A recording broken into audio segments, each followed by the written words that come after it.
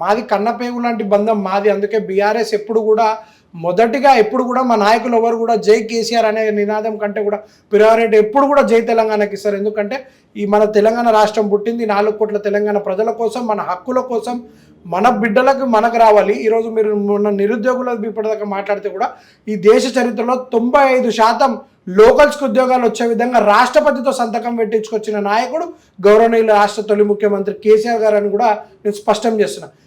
BJP వాడు ఎప్పుడు జై నరేంద్ర మోదీ అమిత్ షా అంటారు, మరి ఇక్కడ కాంగ్రెస్ వాడు వస్తే ఇదే రేవంత్ రెడ్డి టీడీపీలు ఉంటే ఇదే సోనియా గాంధీనేమో ఈమె తెలంగాణకి ఈమె ఈ బలిదేవత, తెలంగాణ బిడ్డలను బలి తీసుకుంది ఈమె బలిదేవత.